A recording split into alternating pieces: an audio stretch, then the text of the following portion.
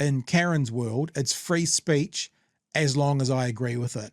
It's what woke means is anything I disagree with.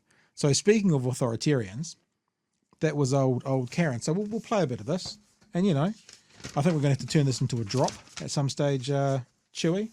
But this is the start of the conversation when he was talking about the massive problem that there is with this young man and his app.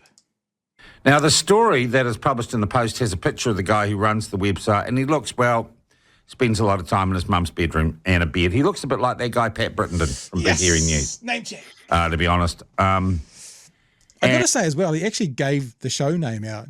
Didn't do just like a name check. It was perfect. Thanks, Karen.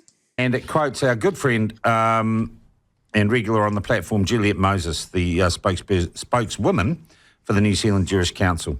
And she simply says it is anti-Semitic and I can't see any other way to look at it. Well, I agree with you.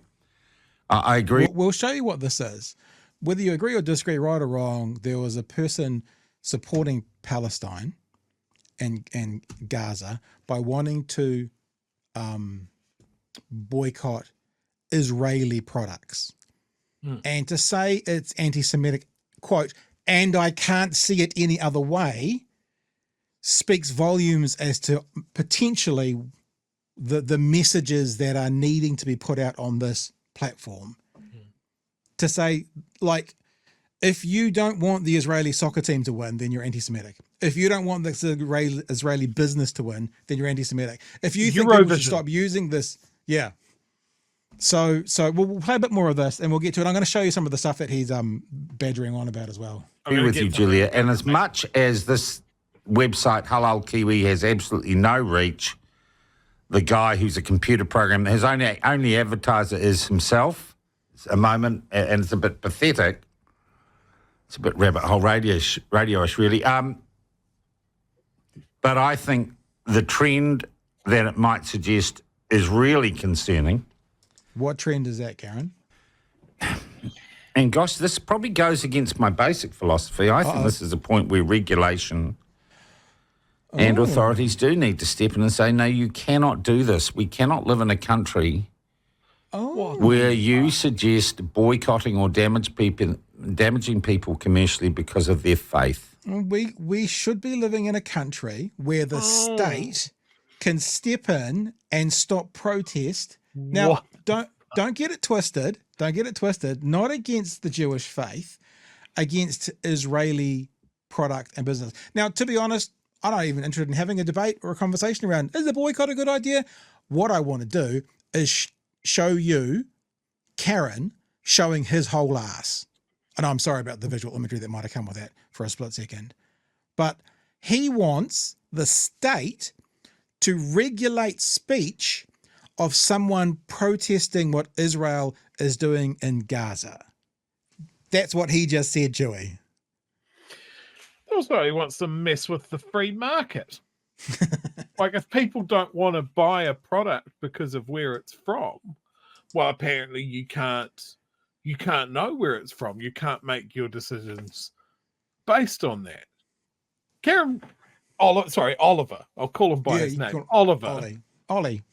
Little Ollie can't hold a coherent position to save his life.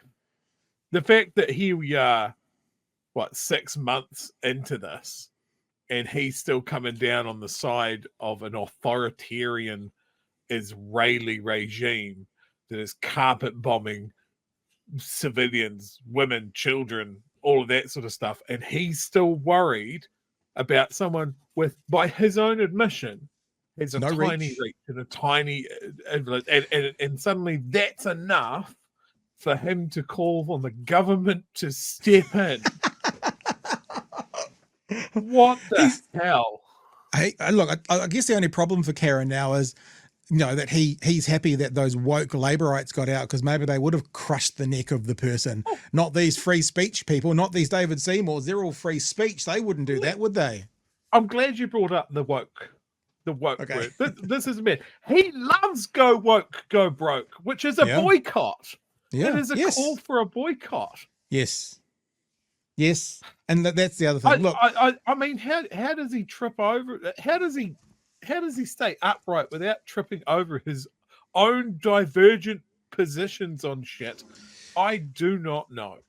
Here's the thing, right? And this is what these kinds of, and I'm using people in the loosest possible sense when I'm talking about Karen.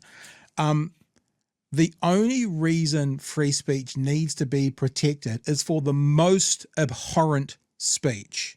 Now, if Karen was right, which I don't believe he is, but if he was right about this gentleman's views, then those are the views that you need to have free speech for.